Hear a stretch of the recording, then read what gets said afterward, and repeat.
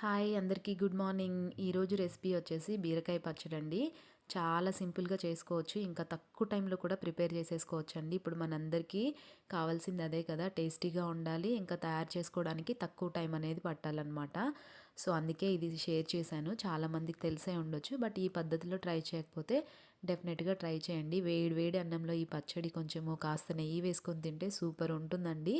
ఇక్కడ దోశలతో కూడా తిన్నాము మేము. అన్ని రకాల టిఫిన్స్లోకి చాలా బాగుంటుందన్నమాట. దానికోసం అనేసి ఒక బీరకాయని ఇలా కట్ చేసుకొని పక్కన పెట్టుకున్నాను. టొమాటోస్ ఇంకా పచ్చిమిర్చి కూడా తీసుకోవాలి. మీరు ఎక్కువ స్పైస్ తింటే ఎక్కువ పచ్చిమిర్చి వేసుకోండి. ఇంకా బాండీలో ఒక 2-3 టేబుల్ స్పూన్ల ఆయిల్ వేసుకొని అందులో పచ్చిశనగపప్పు, మినపప్పు, ఆవాలు, జీలకర్ర ఇవన్నీ వేసుకొని ఫ్రై అయిన తర్వాత కట్ చేసిన ముక్కలు వేసుకొని ఒక 10 నిమిషాలు స్టవ్ సిమ్లో పెట్టుకొని బాగా మగ్గించుకోవాలండి. తర్వాత బ్లెండర్లోనో మిక్సీ జార్లోనో వేసుకొని జస్ట్ లైట్గా మిక్స్ చేసుకోవాలి. ఎక్కువగా చేసుకుంటే మెత్తగా అయిపోతుంది. ఇలా చేస్తే రోట్లో చేసుకున్నట్టే వస్తుందండి.